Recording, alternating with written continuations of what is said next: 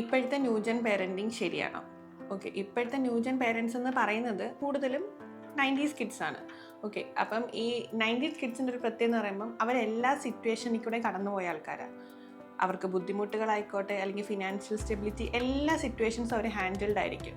അപ്പം അവരെപ്പോഴും ശ്രദ്ധിക്കുന്ന ഒരു കാര്യം, എനിക്ക് എന്തൊക്കെ കിട്ടിയില്ല, ഞാൻ പഠിക്കുന്ന സമയത്ത് അല്ലെങ്കിൽ ഞാൻ ജോലിക്ക് പോയപ്പോൾ എനിക്ക് എന്തൊക്കെ ബുദ്ധിമുട്ടുകളുണ്ടായോ അതെൻ്റെ കുഞ്ഞിന് ഉണ്ടാവരുത് എന്ന് ചിന്തിക്കുന്ന ആൾക്കാരാണ് അതിൽ കൂടുതലുമായിട്ടുള്ളത്. അപ്പം അങ്ങനെ ചിന്തിക്കുമ്പോൾ ഒരു കാര്യം, കുഞ്ഞുങ്ങൾക്ക് എല്ലാം അവർ ഈസി ആക്സസ് ആക്കി കൊടുക്കും.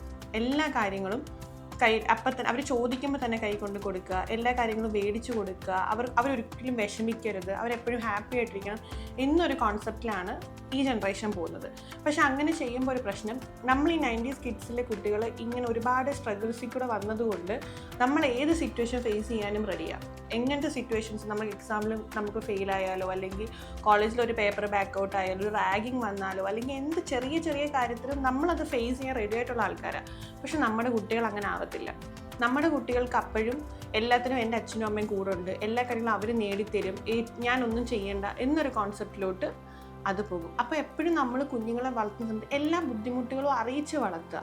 ഇപ്പം ഇന്ന് വന്നിട്ട് എനിക്കൊരു ജോമെട്രി ബോക്സ് വേണം എന്ന് പറഞ്ഞാൽ ഇന്ന് വേണ്ട, അത് കയ്യിലിരിക്കുന്ന ചീത്തയാവട്ടെ, അല്ലെങ്കിൽ കുറച്ചുകൂടെ കഴിയട്ടെ, എന്നിട്ട് ഞാൻ മേടിച്ച് തരാം എന്നൊരിതിലോട്ട് പോവുക.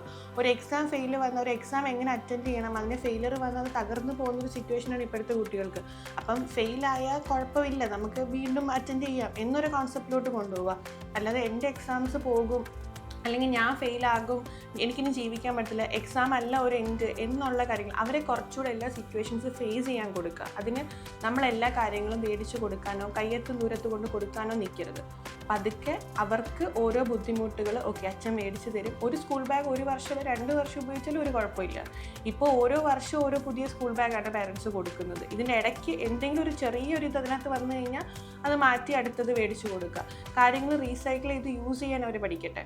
എല്ലാ കാര്യങ്ങളും പുതിയതായിട്ട് അവർ വീണ്ടും വീണ്ടും ചെയ്യുക. അല്ലാതെ ഈ പറയുന്ന പോലെ വെറുതെ സാധനങ്ങൾ മേടിച്ച് കൊടുക്കുക, കാണുന്നതെല്ലാം ഓൺലൈനിൽ ഓർഡർ ചെയ്ത് കൊടുക്കുക, ആ ഒരു പ്രവണത മാക്സിമം കുറയ്ക്കുക. അത് കുറച്ച് തന്നെ കുഞ്ഞുങ്ങൾക്ക് കുറച്ചുകൂടെ അവർ എക്സ്പ്ലോർ ചെയ്യട്ടെ, കാര്യങ്ങൾ അവർ സ്വന്തമായിട്ട് എക്സ്പ്ലോർ ചെയ്യട്ടെ. അല്ലെങ്കിൽ ഒരു ബുദ്ധിമുട്ട് വന്നാൽ അത് എങ്ങനെ ഫേസ് ചെയ്യണം എന്ന് അവരായിട്ട് അത് എക്സ്പ്ലോർ ചെയ്യട്ടെ. നിങ്ങളുടെ സപ്പോർട്ട് കുറയ്ക്കുക, അവരെ ഇൻഡിപെൻഡൻ്റ് ആക്കി കൊടുക്കുക.